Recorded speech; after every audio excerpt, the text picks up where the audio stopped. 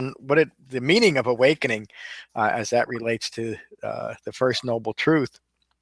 Let me just read the Buddha's words. As usual, Bodhi's trying to get in on the conversation. The Buddha described his awakening this way. Now this, monks, is a noble truth of stress. Birth is stressful, aging is stressful, death is stressful, sorrow, regret, pain, distress, and despair are stressful. Just lost my page. Sorry about that. Okay. You probably know this by heart anyway. I do, but association with those loathed is stressful. Separation from the loved is stressful. Not getting what is wanted is stressful. Receiving what one desires to avoid is stressful. In short, the 5 clinging aggregates are stressful. And that last refers to, in a very simple way, it's our clinging views, our conditioned clinging views that the Buddha is really referring to when he's talking about the 5 clinging aggregates, because it's a misunderstanding of our relationship to the impermanent world that creates those clinging views. And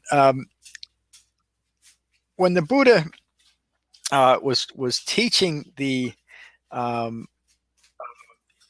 an overall understanding of the Dhamma, he taught it this way. And again, describing his awakening in a slightly different context.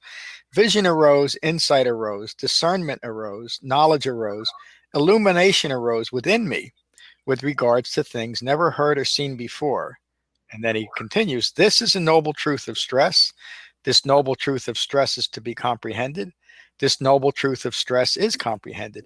And that relates to the Buddha's description of fully awakened, fully mature right view, a right view that's developed through the Eightfold Path. And he says a very similar thing there, that right view is a view that understands stress. It's a view that has incorporated the abandonment of craving and clinging. It's a view that has had the experience of the cessation of craving and clinging and the resulting stress or dukkha. And it's a view that has fully developed the Eightfold Path.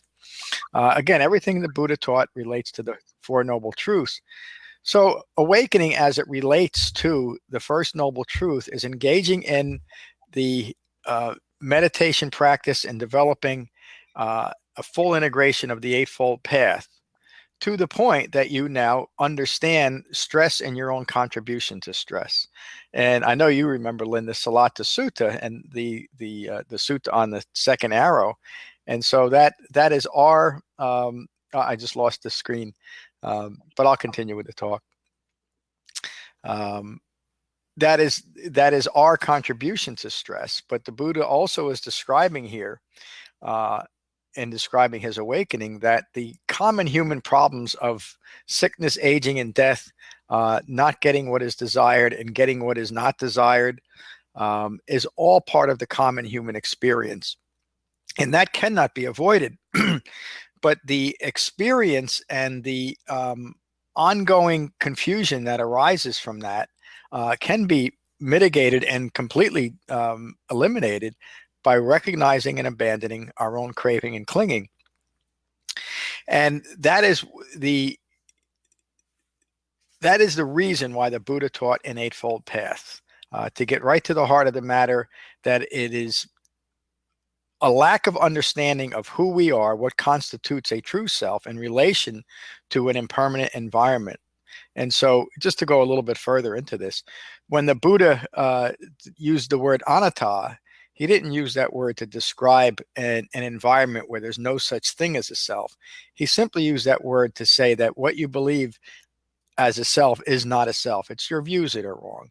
So looking at it in that context, the entire Buddhist teaching gets down to recognizing ignorant views, a very specific ignorance of these 4 noble truths, and developing a right view, seeing things clearly. And that's all that really means, right view. Of course, it is an incredibly profound experience to develop that right view and to see things clearly.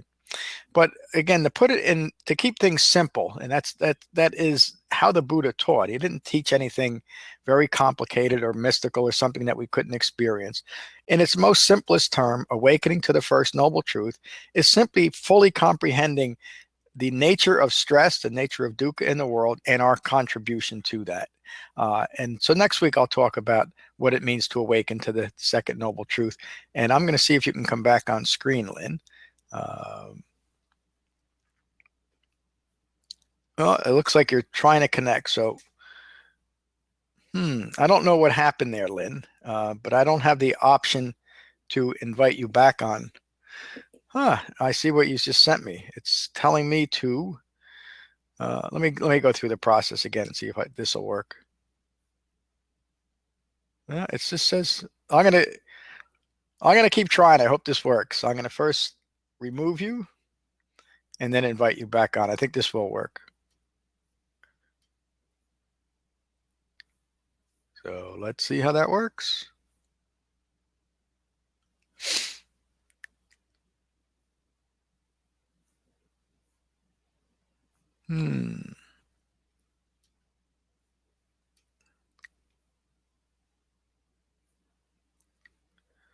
Something has gone wrong here. One more time, I'm going to try, Lynn. I hope you can join. I was looking forward to our talk today. For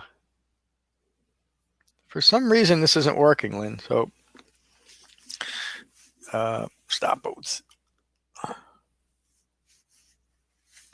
Well, okay. I guess we can't keep the dead space going. I wish I could get a hold of you.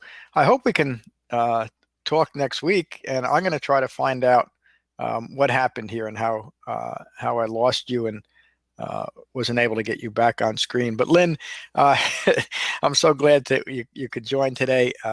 Have a wonderful Happy New Year, and I'll see you next year, I hope. Peace.